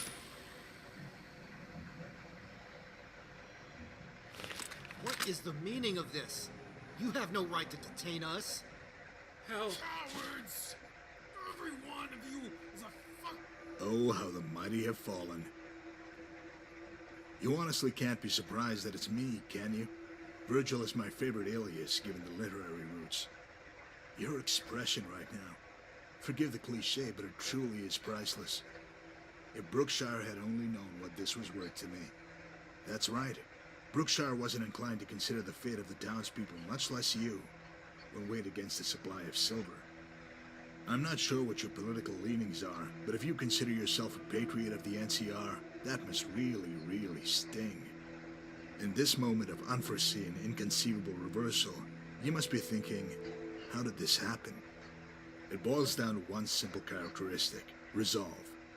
When you kill Sergio, I resolved to make you suffer to your last breath. Maybe you're thinking of ways to break from your bonds, disarm me, kill the guards, save the day. Not this time. Whatever happens next, you're going to be utterly powerless to stop me. Doesn't that just burn you up? If you didn't have that gag, I can only imagine what you might be saying. Well, I'm a cautious fellow, so I want to be safe. I can't risk any interruptions during my theatrics. Nothing is worse than a disruptive audience. Oh, in case you were looking over your shoulder for companions to save you, I'm afraid it's out of the question. There's no delicate way to put this. I gunned your friends down like dogs, though they fought admirably. Right through the hands. That does look painful. You won't be opening any jars again, much less handling a weapon. Even with the pain, I wonder if you're consumed by rage or dread.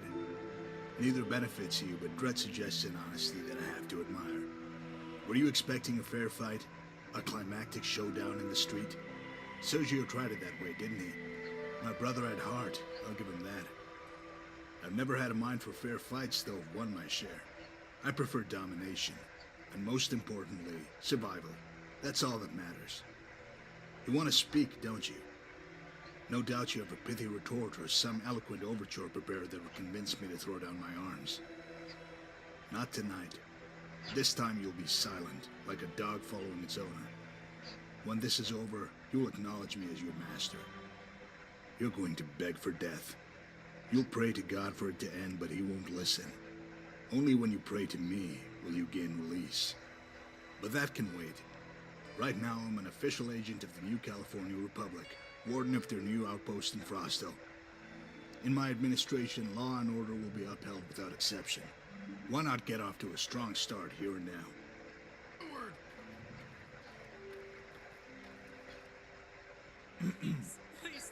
By the powers invested in me by the New California Republic, I hereby authorize these agents of the justice system to collect unlawful bounties.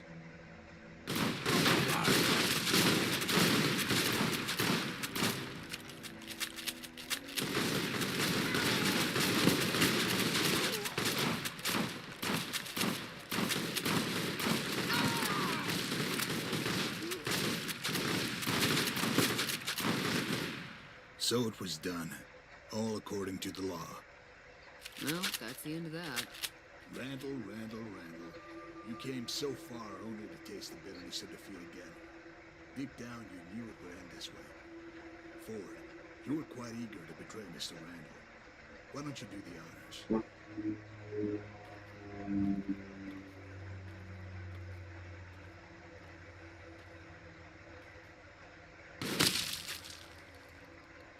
You son of a bitch!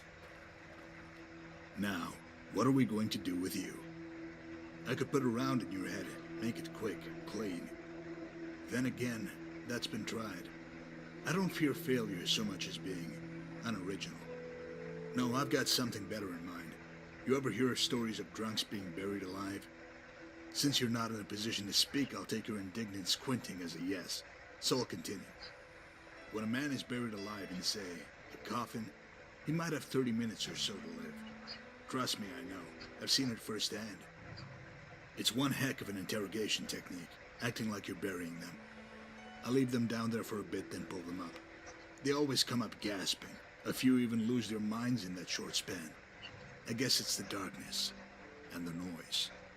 Imagine, your breathing is strained, dust fills your mouth and eyes, and you hear the weight of earth shifting above you. It's inexorable death. That's why I saved you for last. I want you to feel that terror as you dwell on what transpired here tonight, how you were beaten.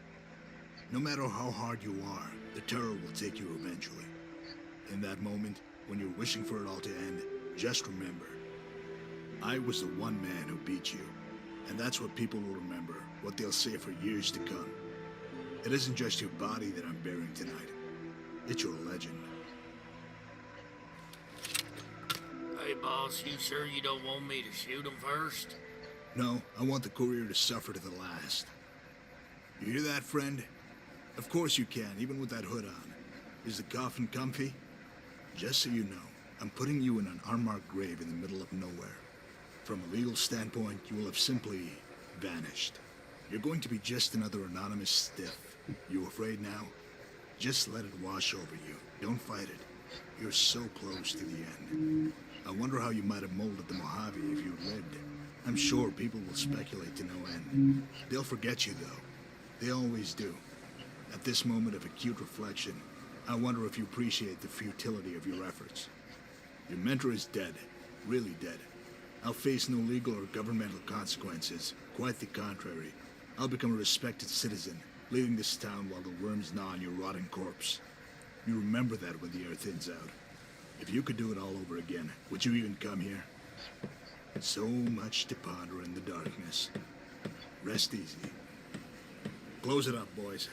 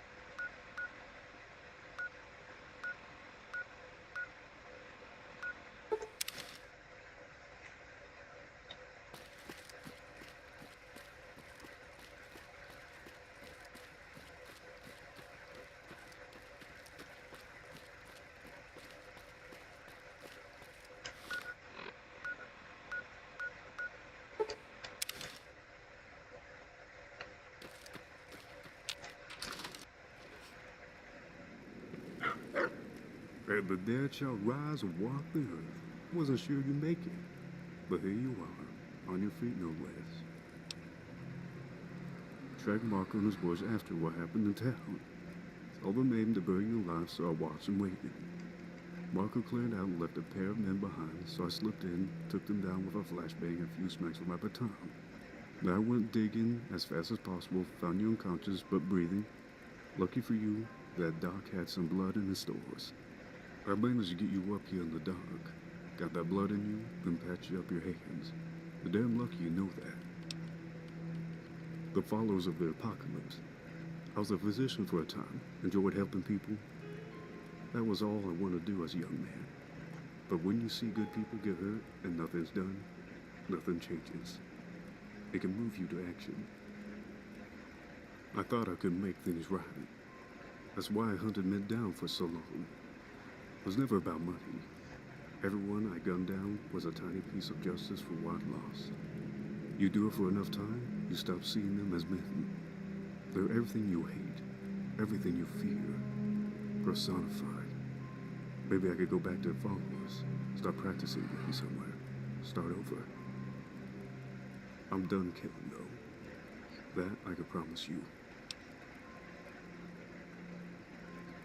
I'm done hunting anyone or anything. What they did, it was simple butchery. God help me. I'll never forget it. The hell with bounty hunters. I knew something was going down when Brookshire pulled us aside before the op. Told everyone there would be bounties on the townspeople. He told us to keep our mouths shut and follow Marco's lead. When the time came, most everyone nodded and smiled, didn't even question him. I had no loyalty to Randall, but it bothered me regardless. Brookshire told us to round up everyone in town that he would handle you. I didn't know what they had in store. I mean, I thought they'd capture everyone and haul them back for a trial. That's what they're supposed to do. I also didn't know that Brookshire would trade you and Randall out. I thought he would just tell you to fuck off in the typical NCR fashion. See, they had me posted at the church, waiting with a rifle, in case you tried anything. I had a clear view of everything, that's for sure. I didn't know they'd killed them all right there. But Marco killed Randall. I should have done something, but I just froze. Marco was in the crosshairs, but I couldn't do it. I was scared. Goddamn shameful fucking coward. That's what I am. Physician, heal thyself, huh? Yeah, you might be right. I don't want to talk about it, okay? It's all what happened. No use dwelling now. He left town to bury Randall's body. He must have thought pretty highly of him, because the rest were buried in a mass grave. When I last went into town to nab supplies, I saw most of the hunters were living it up in the saloon. Order was with them. Look, I want to leave this place and never look back. I'm making straight for Mojave, so you're welcome to join me. Burning your boats on the shore, huh? Look, if this is how you want to play it, I'll respect your decision. I can't help you, but I'll wait here. You'll surprise them. They'll probably panic. Don't expect Marco to go easy, though. You're walking wounded. Won't be healed for weeks at least. Marco won't take any chances this time. He'll kill you.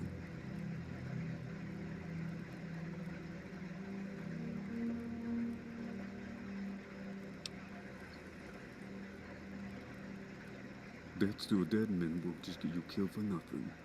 There's nothing left here for you but regret. You can still help people in Mojave. I won't stop you, but I won't leave you either. I'll wait here for a day or two. If you don't come back, I'll just assume the worst and move on.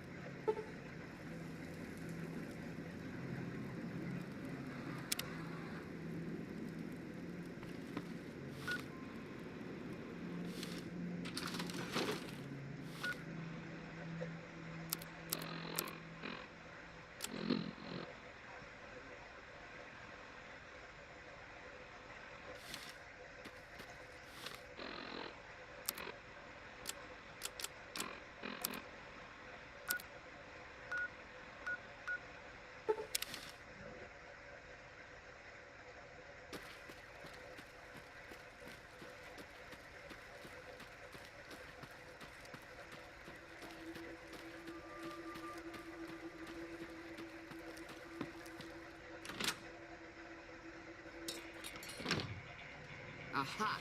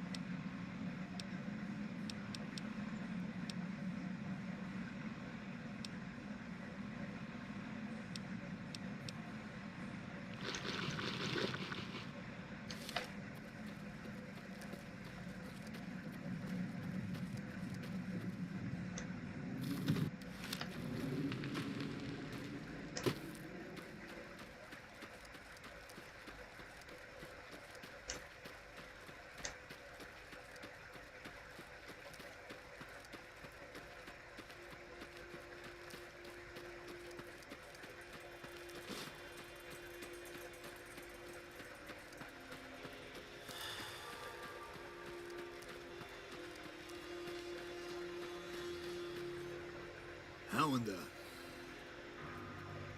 I should have known. I deliberately provided simple instructions, yet people can't manage if I'm not supervising. I do hate leadership at times. There's no way you can be healed up. Why even come here? You can't win this fight. You're broken and alone. You're lost. You could have walked out of this canyon and I'd never have given you a second thought. Apparently, I'm just not good at vengeance. You killed my brother, so I maimed and humiliated you, then slaughtered a town and forced you to watch. That's more or less even, right? I know you're anxious to spew some venomous diatribe, but permit me a moment. Let's say that a miracle occurs and you killed me. You limp back to the Mojave with a broken body, your myth shattered. People will only remember your feelings. They're just lousy that way. They won't talk about how you killed me. They'll mock you for getting captured and allowing the town to get butchered. You had a good thing in the Mojave. You should have stayed there. Quite a stage we have here, huh? Audience of dead men. Go ahead, tell me how I'm destined for the infernal reaches or all manner of mutilation. I'm sure it will be very bold and original. Oh, how sentimental of you, using Randall's old piece. I knew I shouldn't have buried that stuff with you. Very careless. You know, I've also got a revolver that I've used over the years. I call it Old Scratch. Not sure exactly what inspired the name. It just stuck. I'm normally not keen on religion, but sometimes I think this old Roscoe has a hunger for souls. Crazy, right? So it's your Remington versus Old Scratch. Sounds like a pre-war monster movie. Wouldn't it be ironic if that's all that people remembered? Pardon me, I'm normally not so glib in these moments, but the tension is just invigorating. It's time.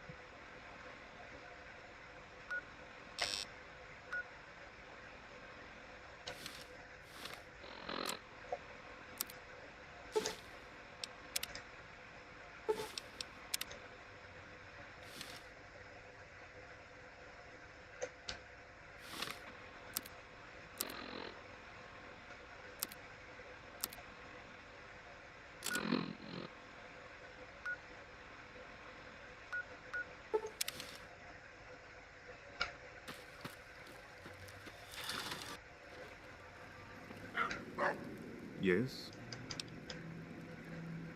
You did it. You actually did it. I didn't expect to see you again. I was thinking how I'd break it to your people back in Vegas.